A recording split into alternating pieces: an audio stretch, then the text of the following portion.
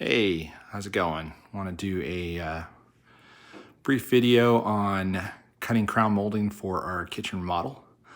So as I say, we're getting down, going to town, cutting crown.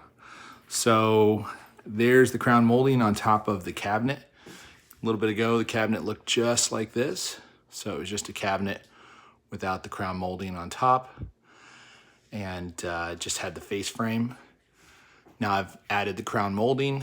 Crown molding is a very interesting process. I'll show you how I cut it. And then I am doing the most important thing in crown molding, which is adding caulk. Because no matter what you do, for me, it's always gonna be slightly off.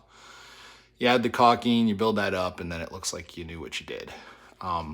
It's like a buddy of mine who's a welder told me one time that a grinder and paint make me the welder I ain't. So the same thing, caulk makes me the crown molding carpenter that I'm really not. So this is what it looks like pre-caulk here. So you can see I'm close, but I'm not exactly there. You can see the little pinholes from the air nailer. And then after you get done, it looks more like that, where it looks a little more finished. And this isn't painted yet. It's still gonna get a coat of paint, like 3 or 4 coats with HVLP paint, which we'll do once everything's down and we're ready to paint everything at once. It's such a pain in the butt setting up all the plastic, so we'll just do it one time. But yeah, that's where we're at. So I did a little cutaway of what it looks like up there, just so you can see how we're getting this with the IKEA railing. So on top of this IKEA cabinet is a piece of brick molding, then this face frame, and then crown molding. And so that's basically what you're looking at right there. Obviously with no caulk yet, but that's basically what it's gonna look like. So that'll finish off our uppers. And then once we get the uppers finished out, we'll put the doors on. The ends are gonna get panels, which I'll do a little video on the panels. And then we're done with that. So I just got the lighting finished. Let me show you what that looks like. So this is the down lights, the spotlights. So they're all done. And then if I kill those, we have the ambient lighting that's gonna be on a cycle that just goes on and off in the evenings, and just gives it kind of a warm feeling in here, so that if you don't need the spots or the overhead lights. So let me show you how I cut crown molding.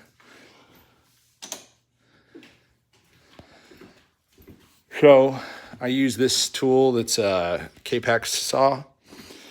And crown molding, first off, read your saw manual. Be very careful when you're using a saw. Always wear protection, protective eyeglasses, all that kind of stuff. But when I am cutting crown, the way I do it is I pretend that the table is the ceiling and this is the wall. And the little detail always goes towards the wall.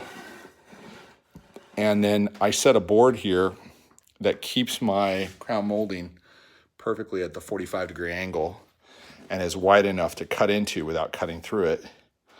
And then there's basically 3 cuts, 90 degrees, 45, and 45. Unfortunately, nothing square. So that's why there is 90, and then there are variations of 90, 45, and 45, and variations of 45. Just kind of have to tweak it until you get it just the right spot.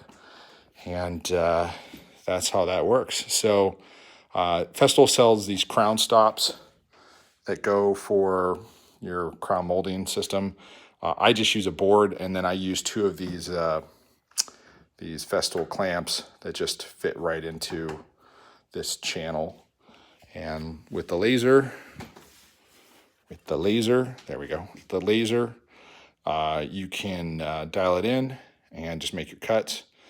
And if you do it this way, you don't have to think about the compound angles. You're just making a straight down cut. And the compound angle is made by the fact that this is leaning up against the stop or against the fence.